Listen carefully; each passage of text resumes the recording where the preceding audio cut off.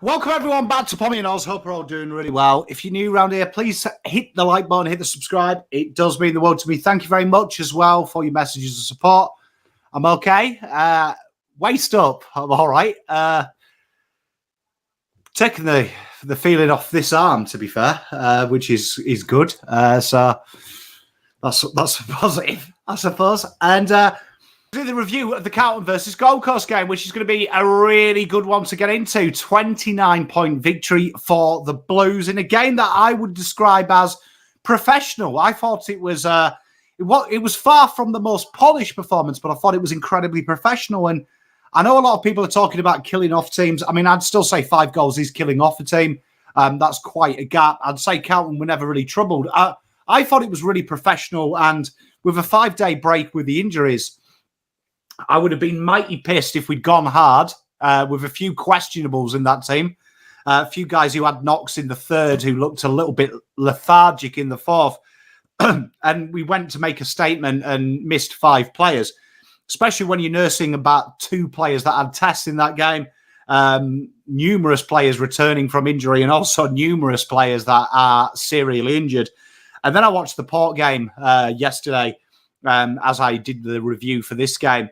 And you could see that they were playing kick to kick from halftime. And the difference in class between North Melbourne and Gold Coast is like comparing me to Hugh Grant as English people who are in front of a camera, about the fact that we've both got a working face, especially with my lower half at the minute, is where the similarity ends. So very interesting perspective. But for me, I thought it was professional. They got the job done. And the stats are really good reading. So into it, and we start with the breakdown of the score. So this is a really interesting one because when we talked in the preview, we talked about the stoppage game in Carlton, really focusing on that and needing to get to the defensive half and the turnover. That's got to be where we're focusing, and we really saw a shift to that. The Blues adopted a different strategy this week. Alex Cincotta taking Tuck Miller in. That was a very good change because Tuck Miller, although he did have influence, it was interesting in the fourth. Hewitt went to him where he did start to look a little bit better. But what Cincotta did was negate the short option. And this is a real interesting one. We talk about them taking the short option away from Cripps and Hewitt quite a lot of the time, and that really successfully turns Carlton's stoppage game. And you can see Carlton were only down a goal in the stoppage as opposed to 2 goals for Gold Coast. And that is predominantly down to that change. They also floated Elijah Hewitt through there, which was really impressive, giving them a little bit more directness through there. But they really did look to change that up. And the way TDK works is this is a really important one for your turnover scores. Everyone raves about Pitternet's clearance work, which is impressive in itself. But a lot of these are just scragged clearances, which come back with interest. TDK had a lot of clearances this game, but they were more in-tune clearances. They were clearances towards Carlton's advantage, which again negates that. So the stoppage here, the Blues, I think, have found the happy medium. I want to see them at 37. I know everyone was raving at the start. Carlton have got to have stoppage dominance.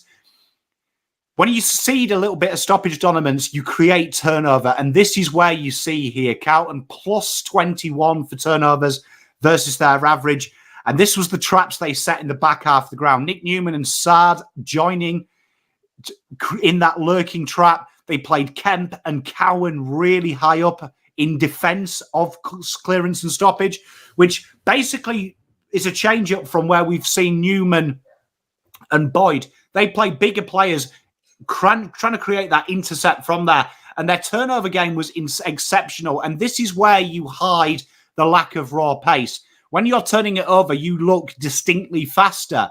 And when you move the ball flat-footed, that is really highlighted. So when people talk about raw pace, if you're moving stagnant, and Vossi's game style when the game is in our hands is quite stagnant and very methodical, that's where pace might help you, but it doesn't help you if that's the game plan. What you saw with the turnover here is the overlap run.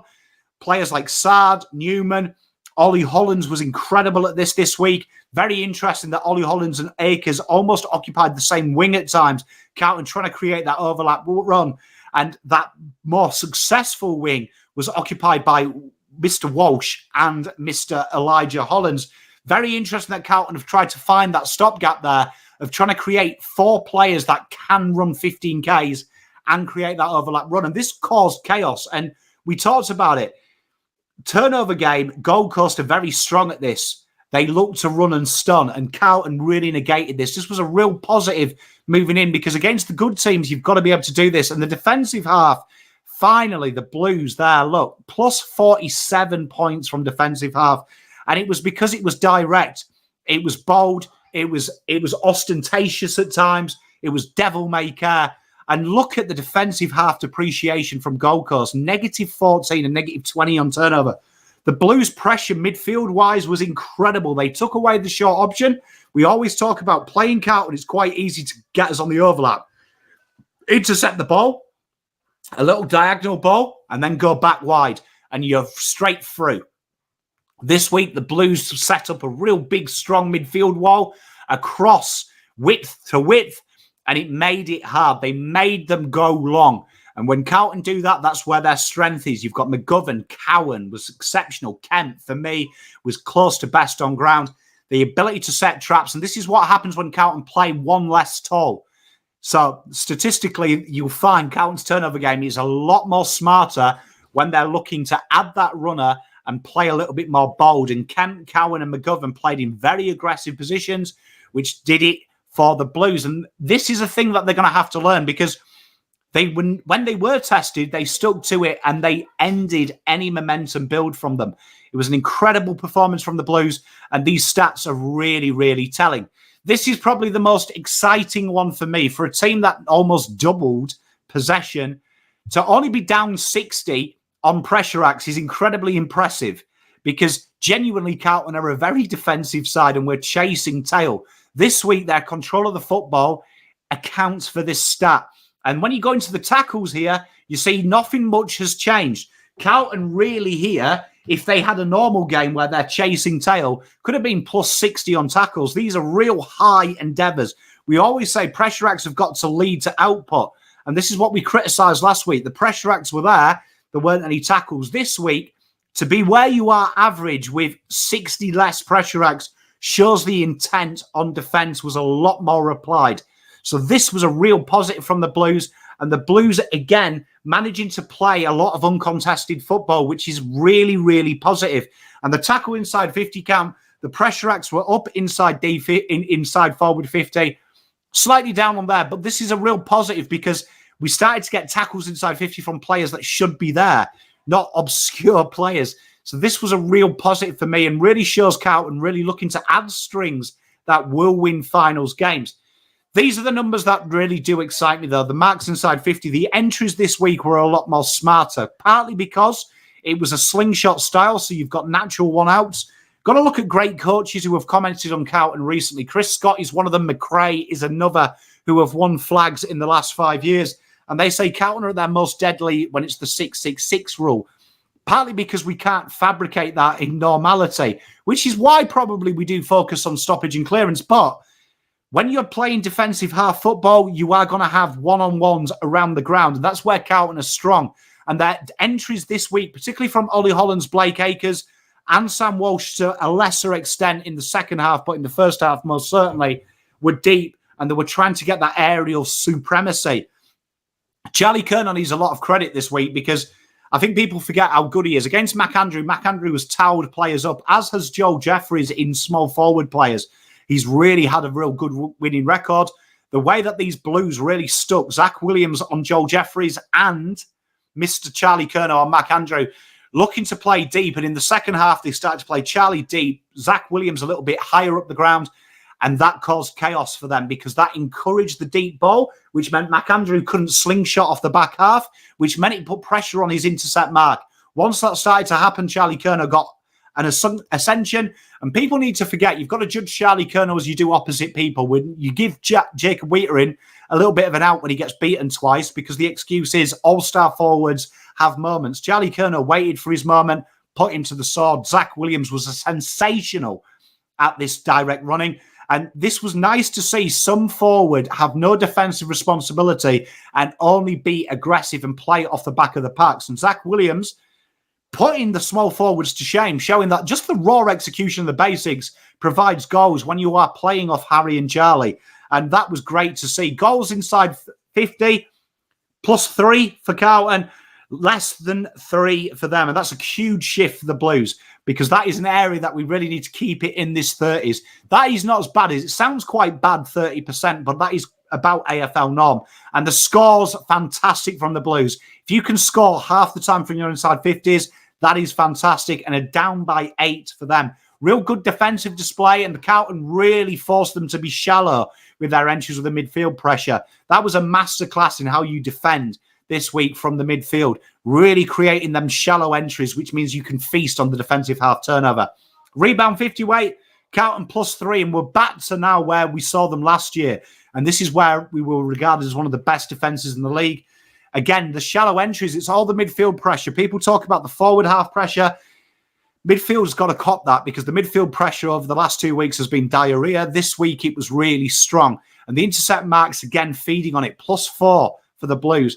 And that was really encouraging. And these numbers for the Gold Coast were really made up in the second half, where Carlton started to get a little bit laconic, particularly in the second quarter and the third quarter. Their middle pieces, they were a bit chaotic, and we got that rushed entry and them long bombs. Aside from that, it was a real good effort. And this is fantastic from the Blues. The Blues only losing 8% of one-on-ones because they created natural one-on-ones. Their midfield put enough pressure for them to get back and structure up. And again, look, Gold Coast, they struggled. This is their strength. Their ability to run Noah Anderson, Matt Rao, and Tucker Miller, incredible legs on them. They can usually defend. This week, Carlton managed to get them out of position with their matchups and create natural one-on-ones. And that gets into the performers. And look at this. Last week, where we only had Blues in like the 10s, Lockie Cowan, sensational this week. Zach Williams, sensational. Patrick Cripps, TDK, and Oliver Holland. And Brody Kemp, a victim of his own form, because we really do rate him. He was 18.6, so just sneaking outside of the top 5. But these players here really showcasing what they can do. And again, you'd say, aside from Patrick Cripps, 4 players here that probably are the lesser ranked in the Blues. And TDK, sensational performance in the ruck. And really, this is what I said at the preseason. I want to see him solo ruck more, because I feel like he's ready to really showcase his wares. And that is really good. And I'm not against Pitternet playing by any means, but I want to see TDK be a 65% ruck when he is playing, because I feel he's got something there and he's really showcasing his wares. The clearances were fantastic this week. Nick Holman was a little bit of a thorn in the side. He took some goals, and Ben Long, but you'll cop that. If it's pocket forwards kicking goals that are scrub goals, fantastic. Sam Collins was slightly above where we expected to be. He did an incredible job on the key forwards, especially Harry when he was there. But Harry did have his impact. Ben Ainsworth and Bailey Humphrey, his fourth quarter, definitely helping him out. But all in all, I'm really happy with this game. I feel like this is something that you can build on, because this was a professional performance, particularly after last week's bog standard, very poor game. It was a good fight back, and to see a lot of areas and a lot of ticks in the areas that win flags. Remember, defensive half and turnover is all we're looking for. Forget the stoppage. The stoppage with the personnel is naturally going to be a 50-50 break even at worst for the Blues, particularly with the way they set up. And the turnover game was really strong. Got some minutes into the legs of Fogarty and Adam Saad, which is impressive. Fogarty, just FYI, was 16% above where he was expected after a return of injury, and Saad was 8%. So they're really strong based on historical data. So really happy with themselves, and they should be able to go into next week with some confidence, both on a 5-day break. Port Adelaide, big game. And these games now in the run-up, if you can get 8 points, you're going to be flying post-bye. So really happy with what I saw. Peace, love, and light. Palm out.